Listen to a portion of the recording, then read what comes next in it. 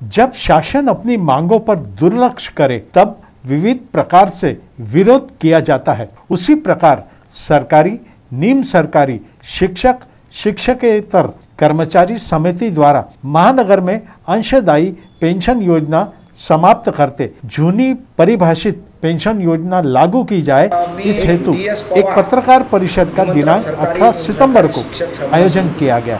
अमरावती आणि राज्य सरकारी कर्मचारी संघटना सुद्धा सरचिटणीस आहे।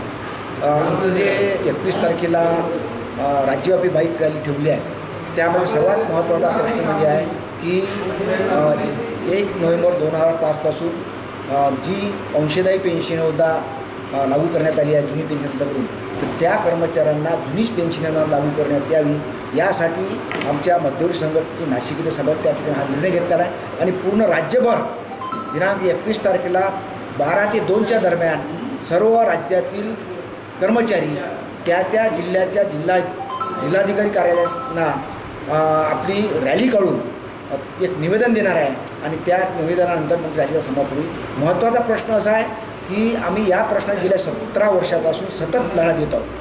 त्यामध्ये सर्व संघटना आहेत, त्या सर्व संघटना म्हणजे प्रश्न असा आहे की ज्याच्यावर कसं आहे 2005 नंतर जे सेवक कर्मचारी आले आहेत त्यांच्यावर तो फार अन्याय होतो, त्यामुळे ते सर्व कर्मचारी त्यामध्ये सहभागी आहेत। आणि हा लढा फार मोठा लढा असल्यामुळे, कारण प्रश्न असा झाला आहे की तुम्हाला राजस्थान झालं, त्याच्यानंतर तुमचं झारखंड झालं आणि छत्तीसगड या राज्यातील शासनाने तो जुनी पेन्शन देण्याबाबतचा निर्णय घेतला आहे, अंशदायी पेन्शन रद्द करून। आणि त्या राज्यांना जर समजा हा जुन्या पेन्शनचा निर्णय परवडते तर मग महाराष्ट्र शासन काही महाराष्ट्रात प्रगतशील आणि महाराष्ट्रात आमचं म्हणणं असं आहे। 21 तारखेला मोर्चात अमरावतीत किती लोक कर्मचारी जवळपास 1000च्या वर रॅली पूर्ण आमची रॅली नेहरू मैदानात, कारण नेहरू मैदानापासून झाल्यानंतर डायरेक्ट एकदम तुमच्या जिल्हाधिकारी कार्यालयाला पोहोचणार आहे। त्या मार्ग मी याच्यात दिला आहे, तुझ्या प्रश्न वैकलता आहे। आणि जास्तीत जास्त सर्व म्हणजे आता 2005 नंतरचेच नाही तर सर्व कर्मचारी त्यामध्ये सामील राहणार आहेत। आम्ही ही नोटीस